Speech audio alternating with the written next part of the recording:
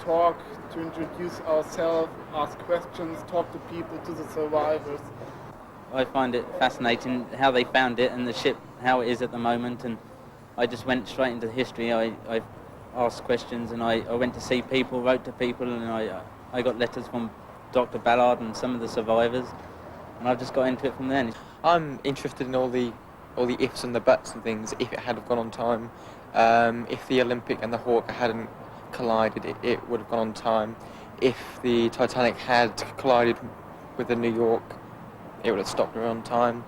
If Captain Smith hadn't gone so fast, or if this ship, which was in the area, had turned on the wireless and found out. I like all the ifs and buts and all the mystique about it. It's just really fascinating. There's just some kind of a hidden aspect of it that's really addictive, and once you're interested, you can't get away from it, and there's no kind of like verbal explanation for what it is. It's just there, and you can't get away from it once you know it. I'm interested in the mysteries connected with the Titanic, and also on the technical side of the ship and of the people. It was the end of an era, the Victorian era. I also think perhaps it was the start of an era as well. They introduced new shipping rules and regulations. I think it was a start and an end. It was a symbol of the era, of the luxury, the lifestyle. It was a plaything for the rich. And man was so safe, so secure and so sure of himself. And that's why the Titanic disaster caused the shock and the ripple across the world that it did. Nothing else has ever equaled it. And all that building, all that work, and in one night she was gone. And it will never happen again. The world will never see the like again of the Titanic. What does remain to give us an impression of the luxury and importance of this great ship? This is Alnwick in Northumberland, England, and this is the White Swan Hotel. It contains the complete first-class lounge from the Titanic's sister ship, Olympic, and gives us probably the best remaining impression of the Titanic's luxury. The first-class lounge was on Promenade Deck A. A contemporary writer said it was a noble apartment in the Louis XV style, the details being taken from the palace at Versailles. Here, passengers will indulge in reading, conversation, cards, tea drinking, and other social intercourse. The room has a length of 59 feet and a breadth of 63 feet, and a height of no less than 12 feet 3 inches. The walls are decorated with finely carved boiseries in which, without interfering with the symmetry of the whole, the fancy of the carver has shown itself in ever-varying detail.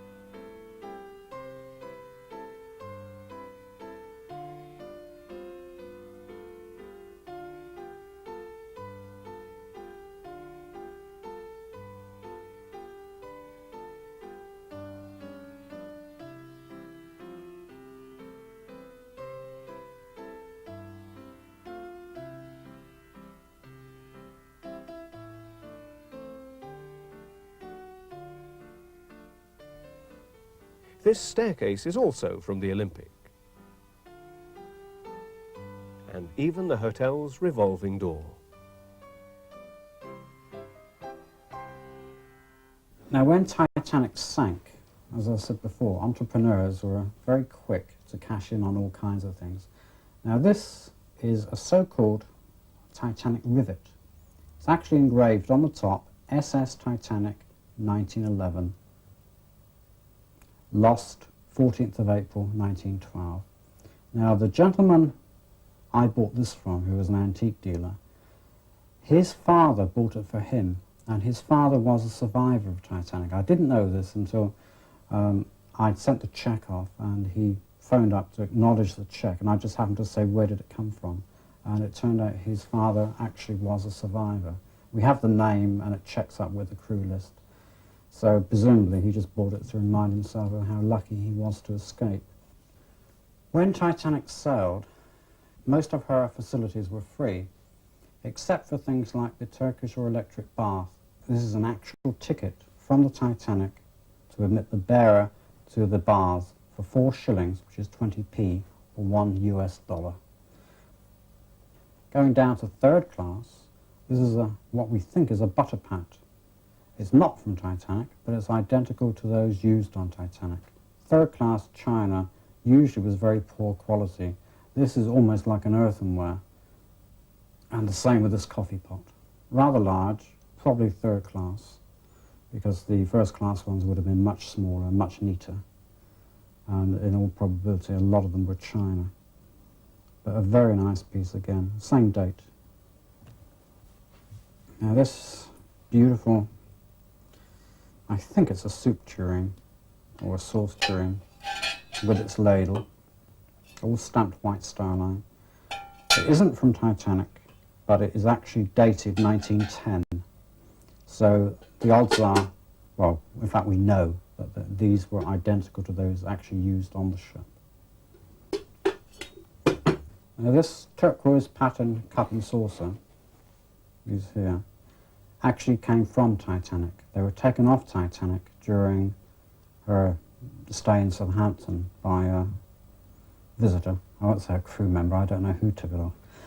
But anyway, these two are actually date marked with the Titanic's batch number, as is this piece here. This piece also was taken off. Unfortunately, we haven't seen the cup for it. It's a beautiful thing. It's first class, top quality, Copeland Spode, and all the outside is gold leaf. These items, the same pattern as these items, were retrieved from the bottom of the sea when the French did the dive on her in 1987.